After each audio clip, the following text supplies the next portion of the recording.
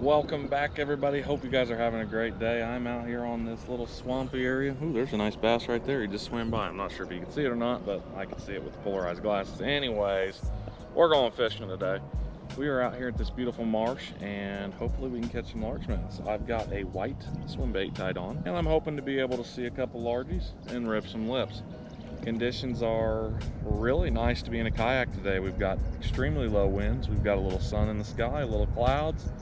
And the water is not the best though. The water's pretty muddy, unfortunately, and not to mention the weeds. Look at these weeds. I mean, these things are terrible out here. But we're gonna try to throw this weedless swim bait in hopes to catch a couple largemouth. Should be able to do it no problem, but we'll see. We've got about 4 or 5 inches of rain in the past week. Last weekend was just brutal on us. We got at least 4 inches of rain. Most of the lakes around us dropped, 8 degrees in temperature. They all look like chocolate milk water now, so conditions aren't ideal in the water, but we'll see what happens. It's early springtime, anything could happen. It could be an absolute bust, or it could be the best day of fishing in my life. You just never know. So we're gonna get in there and see if we can catch some fish. Stay tuned, guys, and hope you enjoy. I'm gonna go ahead and paddle up to a couple different spots now. I've been here for a little bit, tried some spots, found some spots with some good success and some not so good. We're gonna go on and explore a little bit more, so if I don't catch a ton, that might be why. But either way, I like to explore and try new spots, so we'll see what happens. Temperatures are around 60, 63 degrees today. It was 63 when I got here. The sun's still shining, it's probably around there, but it's gonna get down into like the upper 40s tonight. So we'll see. Hoping these fish are gonna cooperate today and we can catch a couple. Swim baits are for sure one of my favorite baits to throw, and the reason I love them so much is because you can catch anything on them. Although we're largemouth fishing today, there are pike in here. You could catch all kinds of different species. There's not a ton in here, but when you go on the river or something, they're great for smallmouth, largemouth, all kinds of different fish. White bass, you could catch muskie or pike. You just never know, and that's why I like them.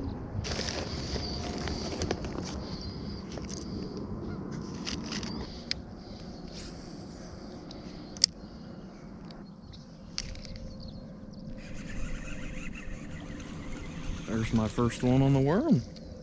Good deal. Not a real giant one, but we did get one on the worm. I kind of slowed it down a little bit. The fishing seems like it's taking a break. I was trying to frog, then I tried a swim bait, and now we're over here onto the Senkos. So we're gonna start the vid there. Very nice, pretty fish. And that's the first bass on the Senko. Might be my first bass caught on a Senko this year. And I'm just using a little 5-inch green pumpkin Senko and black flake. So pretty cool little bait, just burying the hook just a little bit there. Got a 4/0 EWG hook on here, and that's gonna get these fish all riled up, hopefully. Water temps are right around 60 degrees, I'm gonna say. We had about 4 or 5 inches of rain in the past week, so temperatures are down a little bit. They were up in the 60s, and so my guess is probably really low 60s now. So we kind of took a step backwards there for some springtime fishing. The fishing is picking up a little bit even with the rain, but it's definitely muddied up the water pretty bad, to the point that the water is starting to look like a little bit of chocolate milky. It's pretty green in here from all the moss too, but we're just gonna take our time nice and slow and fish this Senko around and hopefully get, I don't know, 2 or 3 fish on it.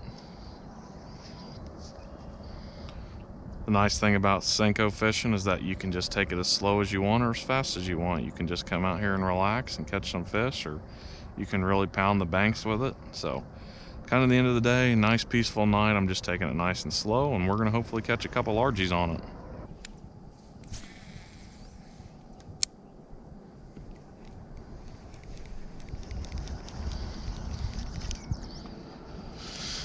Well, there was my second little nibble. Unfortunately, I did not get that bite. I didn't get to see the line tap very hard. I was just starting to lift up and felt the bait, so fortunately he ripped my worm up pretty good.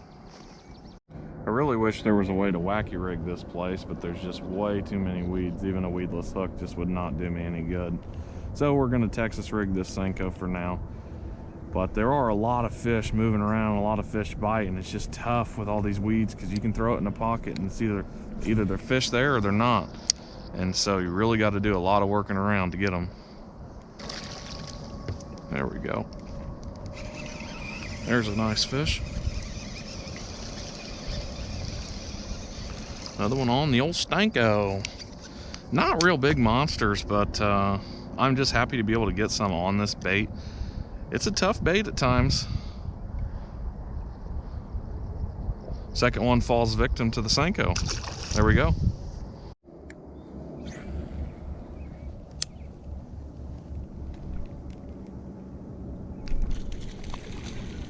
There we go. Kind of hit it on top. Definitely a frog fish here. As soon as it hit the water, he came over and cracked on it. It's pretty cool watching him hit top water. Sometimes it makes me wonder if I should switch over to frogging again, but we got another bass on the Stanko.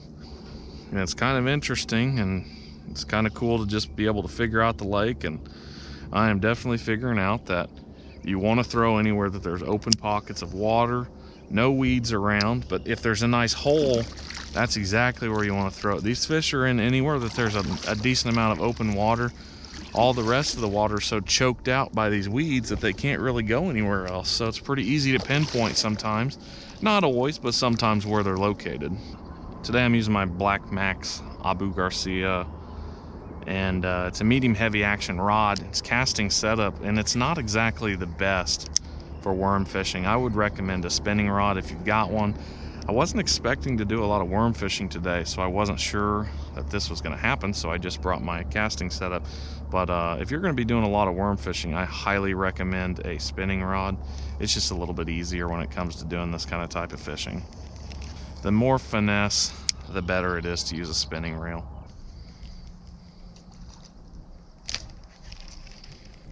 I just waited too long, I guess. I was trying to let that bait go all the way in his mouth. Just didn't happen.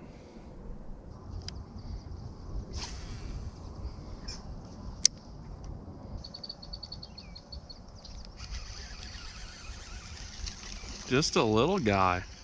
And he popped off. Dang it. So I don't know if I said this or not, but I'm using some cheap knockoff hooks from the Wally World, and I am strongly regretting it right now. I don't think they're nearly as sharp as I need them to be, because I have lost about 4 fish now. Slowly running out of time tonight to fish. It's been an awesome night though. I've caught a couple fish out here on the Stanko. I think the Senko is definitely going to pick up as it starts to warm up a little bit.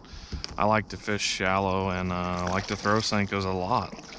But this early springtime stuff, it's tough in this area. I don't know. The only baits in this lake that really typically work are a lot of moving baits, but with weeds so bad, there's not much option to fish anything other than stuff like Senkos when it gets really, really weeded up in here. So we're trying this for now. We're gonna see if we can't get maybe one more, and then we're probably gonna end up calling it for the night.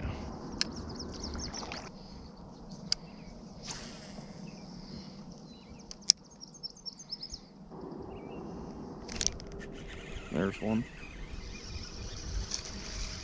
Come on, stay on. I set the hook really hard, hoping it would drive right into his cheek.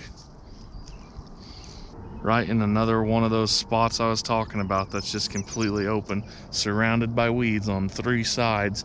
Cast right in there, let it sit for a few minutes, and this is what we got to show for that. I'm gonna throw him back. And that weedless Senko, that's really where it's at when it's tough fishing like this. It's not always the most fun, but it's nice to just relax, throw in there, and just wait for the line to thump.